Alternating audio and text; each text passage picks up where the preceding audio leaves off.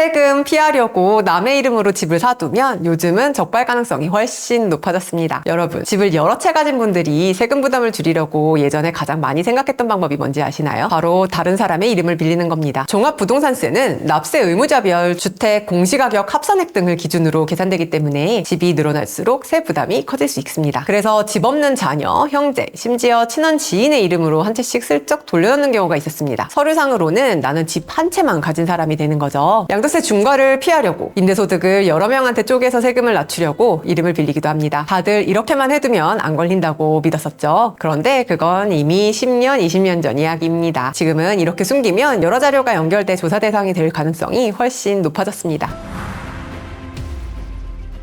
안녕하세요. 법무법인 동인의 대변인 강민주 변호사입니다. 오늘은 사람들이 세금을 피하려고 명의를 어떻게 빌렸는지, 그리고 그게 요즘 왜 쉽게 드러날 수 있는지를 보여드리겠습니다. 지금 이런 식으로 집 한 채를 다른 사람 명의로 신탁해두신 분이라면 절대 남의 얘기가 아닙니다. 실제로 이런 일은 정말 흔합니다. 사회생활을 아직 시작한 지 얼마 되지 않는 20살 갓 넘긴 자녀의 이름으로 몇 억짜리 집을 떡하니 사두는 경우죠. 부모는 자신의 명의가 아니니까 종부세도 줄고 나중에 자녀한테 자연스럽게 물려주는 효과까지 노린 겁니다. 그런데 바로 이런 집일수록 국세청 눈에는 형광펜으로 칠해놓은 것처럼 도드라져 보일 수 있습니다. 왜 그런지 지금부터 하나씩 짚어드릴게요. 첫 번째, 국세청은 여러분이 번 돈과 쓴 돈을 나란히 놓고 봅니다. PCI 분석 시스템이라는 게 있습니다. 재산, 소비, 소득 연계 분석 시스템입니다. 이름은 어렵지만 원리는 간단합니다. 그 사람이 신고한 소득은 이만큼인데 재산은 갑자기 이만큼 늘었고 쓴 돈은 또 이만큼이다. 이 세 가지를 나란히 비교하는 겁니다. 소득은 얼마 없는데 갑자기 몇 억짜리 집이 생기면 그 차익이 어디서 났는지 소명하라는 통지서가 날아올 수 있습니다. 이걸 자금 출처 조사라고 하죠. 소득이 거의 없는 자녀나 사회 초년생 이름으로 비싼 집을 사두면 이 그물에 가장 먼저 걸릴 수 있습니다. 두 번째는 요즘은 집을 살 때부터 돈의 출처를 적어내야 하는 경우가 많습니다. 관련 규정에서 대상이 되는 주택거래에 해당한다면 주택 취득자금 조달 및 입주 계획서라는 걸 제출해야 합니다. 이 돈이 내 예금에서 얼마, 대출에서 얼마, 전세보증금에서 얼마 이렇게 출처를 한 줄 한 줄씩 써내는 겁니다. 여기에 거짓을 적거나 앞뒤가 맞지 않으면 과태료나 조사 대상이 될 수 있습니다. 그리고 제 형편으로는 도저히 살 수 없는 사람 이름으로 집이 넘어가면 세법상 증여 추정 문제가 생길 수도 있습니다. 추정이라는 건 직업과 나이, 소득과 재산 상태를 봤을 때 스스로 취득했다고 보기 어려운 경우 증여받은 것으로 보고 세금을 매길 수 있다는 뜻입니다. 증여가 아니라는 자료를 본인이 준비해야 하는 상황이 되는 겁니다. 세 번째, 가끔 빠져나가기 어려운 부분입니다. 이름만 빌려놨다고 끝이 아닙니다. 그 집에 실제로 누가 사는지, 누가 쓰는지까지 전부 드러날 수 있습니다. 전입신고가 누구로 되어 있는지, 전기와 수도와 가스요금이 어떻게 나오는지, 우편물은 누가 받는지, 관리비는 누구 계좌에서 빠져나가는지, 이름은 자녀로 되어 있는데 실제로는 부모가 들어가 살고 있다. 이런 어긋남이 잡히면 명의만 빌렸다는 정황이 될 수 있습니다. 서류와 현실이 따로 노는 순간 숨기기 어려워지는 거죠. 여기에 대해서 동일 금융회사에서 동일인 명의로 하루 1천만 원 이상의 현금을 입금하거나 출금하면